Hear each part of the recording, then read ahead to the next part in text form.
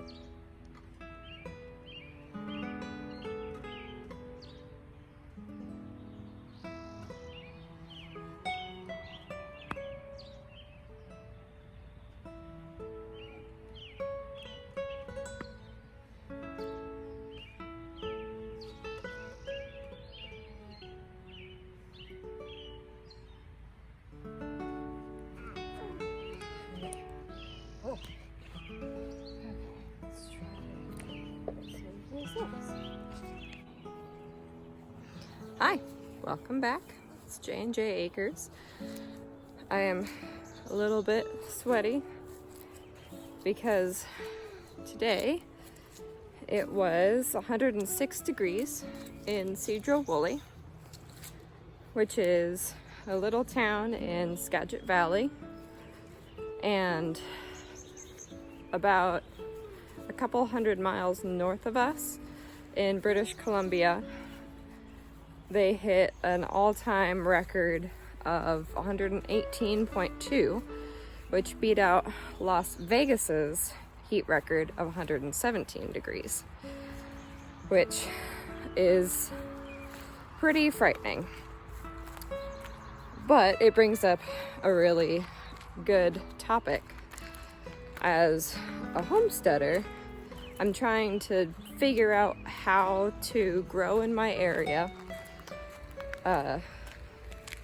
metaphorically, and actual food and products. But I'm also trying to figure out how to do it with our climate changing. I'm doing laps around the yard because the flies are getting so bad that if I sit down, they kind of snack on me and Hugo, and they're not the flies that I thought they were. There was a mosquito on me. They're not the flies that just come over and land on you. They're the flies they're deer flies, I think, where they take a little blood. So it's not something I necessarily enjoy. Checking on my peach trees while I'm over here. I haven't been out for a couple days because it's just been too hot. It's been, if you're not acclimated or not used to preparing for the heat, it can be really dangerous. But we're doing good. We've got one room that is, oh my gosh, not microwaved. We've got one room that is, oh, a hornet's nest. My hand's all shaky. There it is. We've got one room that has an air conditioning unit in it, and it keeps it at between 70 and 90 degrees. Or no, between 70 and 80 degrees in there, and then the rest of the house usually gets to about 90 degrees, or the past couple days it has. Usually it stays much cooler than that, but with all the curtains closed and the windows shut, it has stayed at about 90. So what have we done here to kind of adjust and prepare for that inevitable increase in temperature, change in climate, change in what we can grow? I feel like I have bugs all over me. We have done a few things here. One of which is we have added a solar array, and it's something I've touched on earlier in some of my videos, but the reason why we decided to put in a solar array wasn't necessarily for the cost, and it wasn't necessarily to get off grid It's in that middle ground between preparing our power supply for a changing area. So, of course, being in the northern hemisphere won't change. We're still going to get the same amount of daylight hours. But how we use our power, what that power goes into in our house, that could possibly change. For instance, right now we have an old, I think it's original to the house, heating furnace, like a central air furnace. And that's been pretty expensive to run in the winter, upwards of like $400, sometimes $500 heating bills. And it's not gas, it's just electricity. So we have decided this year to switch over to mini splits, to a heat pump system. So the difference is going to be less duct work. We're just going to leave the furnace where it is, but install the mini splits in the bedrooms. They will act as AC units in the summer and heaters in the winter. And we use our wood stove to heat the main part of the house, the living room, for the rest of the time when it's cold. And it will still probably get very cold in the winter time here. Or I say very, but for us, very cold is in the 30s, sometimes the 20s, and occasionally the teens. And that's likely to continue being that drastic low because climate change will raise the temperatures in my area, but it won't get rid of the dynamics. It won't get rid of the difference between our highs and our lows necessarily. It'll probably give us more snow, possibly. We've been getting more snow here, so that's something to think about. We'll have to think about our vehicles in the snow. What I like about the fact that we have solar and we're going with a heat pump is that even our well, which really just is a powered pump that pumps water up from a hole in the ground into a tank and pressurizes it, and that's what shoots into our house. That is able to run all on very low voltage equipment. So we are slowly transitioning from being a household that demands the kind of power that you can only get from the grid, and we're not gonna be off the grid anytime soon. We have a shop, we like our power tools, my husband's a welder, we're gonna be using power from the grid. We have the grid in our backyard, or rather this is our front yard. But all that being said, if we really needed to, we could run a low voltage pump for our well. We could have heat or cooling, and we could use a small generator to make sure that a deep freezer stays frozen. If we had water from the city, or if we had gas, we would have those external sources of fuel and power.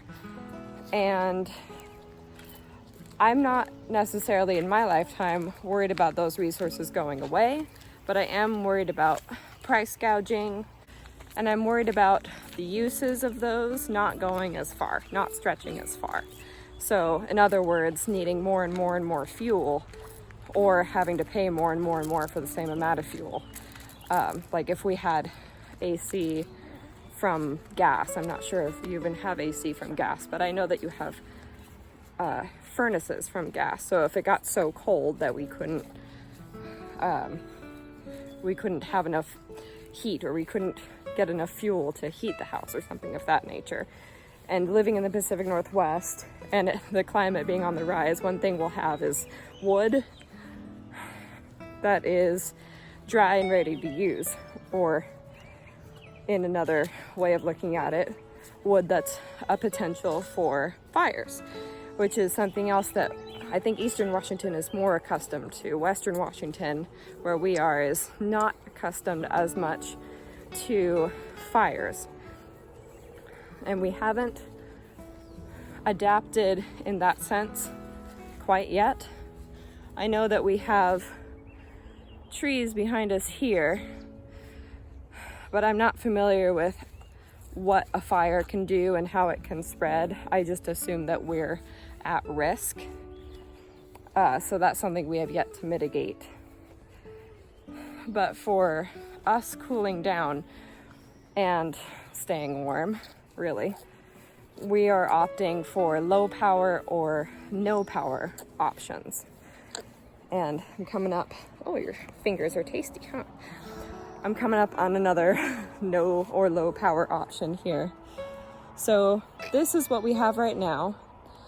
It's our little above ground pool, and we absolutely love it. We've been in it in the evenings the past 3 days because it drops our body temperature to where it needs to be, because we pump our cold well water into the pool. So the pool gets up to like 90 degrees during the day. It gets room temperature or whatever temperature the air is, but we can chill it, which is for us a major factor. And that same cold well water will go through our showers, and we could take cold showers if need be, and that's a health concern. That's really good to be able to do.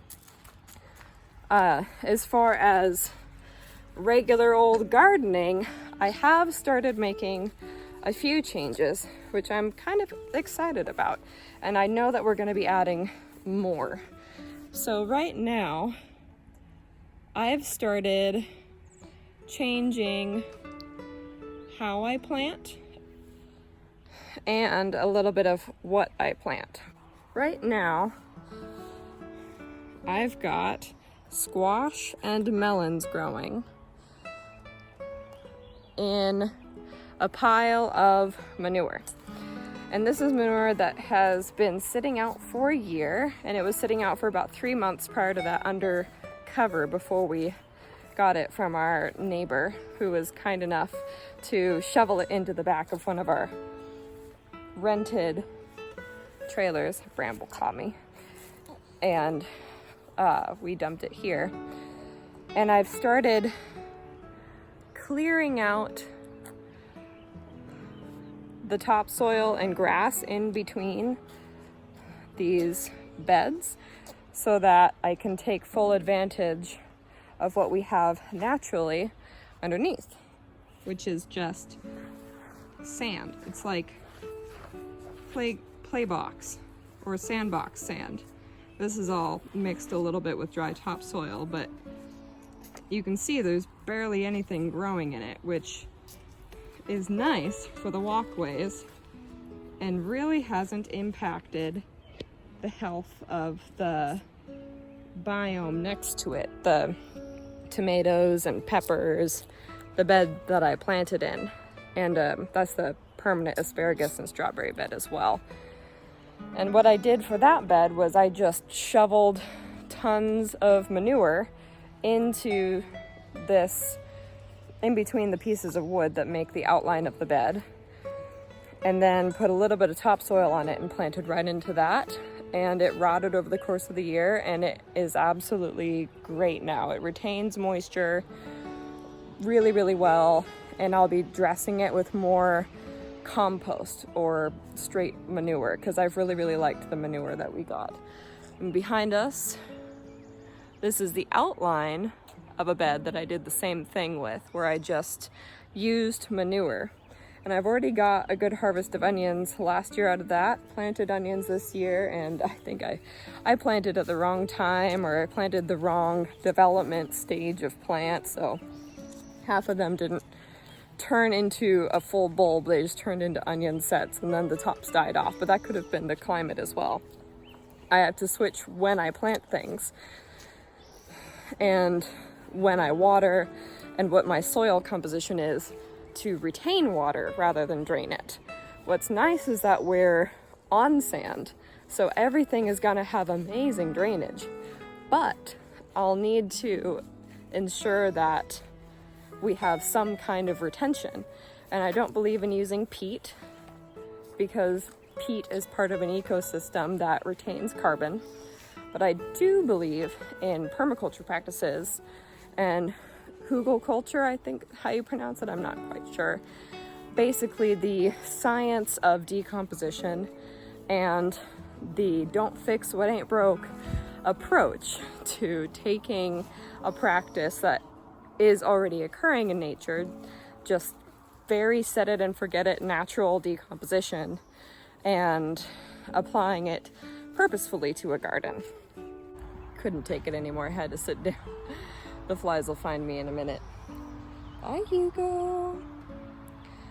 But basically I wanted to get on here, check in from the Pacific Northwest, kind of give a little bit of a record about what it's like living through the first few really alarming heat surges, and kind of brainstorm with YouTube community and with friends on Facebook about how we can collectively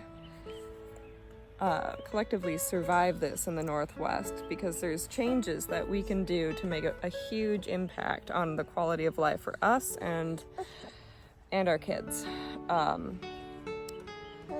mean, it's been a wild, crazy year, and we all know that nothing is really written in stone or certain, but trying to tip the scales of that force in the power of a positive direction and positive change, rather than just standing by and letting it slip into the negative and into losing possibly what we've built. I would much prefer to stay on that active side. These flies are getting me. These flies are getting me. Switched arms. Okay. So this may seem like kind of a heat-addled rant, but I did want to just throw something out there just in case this might be a few set of ideas that just in case this is just in case it helps someone else. That's really, oh my gosh. Okay, 8th time's the charm. Okay, I just wanted to get something out there just to say that I know the problem is real, and I am starting to make changes now to hopefully get through it for the rest of this year and the coming years, and to invite people to reach out and tell me what they're doing to make a semblance of permanence when all we're hearing is how climate change is going to be destroying what has been built in the past. We have the opportunity to build into the future, and it's not going to look the way we anticipated, or the way we planned for, or the way that we were told it was going to be. And a lot of us might not be there for it. A lot of privilege comes into play there. But we're still here for the moment, so what to do with that moment is in our hands. So on that note, I'm gonna go back inside because it's getting dark out now. I don't know if it'll show up on camera, but it's pretty much twilight. It's just about 9:30, and it was the first that I could get out and kind of get out in the daylight, get some vitamin D that isn't going to kill me, or Hugo for that matter. He's doing pretty good though. I'm dripping with sweat and it's almost 10 o'clock at night. Okay, so So I'll leave that there. From the little town of Cedro-Woolley, from J&J Acres and Hugo, who is getting a little bit sleepy and can't figure out his pacifier. Hopefully this gets to someone who's looking for ideas or has figured it out and is wanting to come together and help build each other up. But until the next time, we're just gonna go retreat from the heat, and I will see you guys later.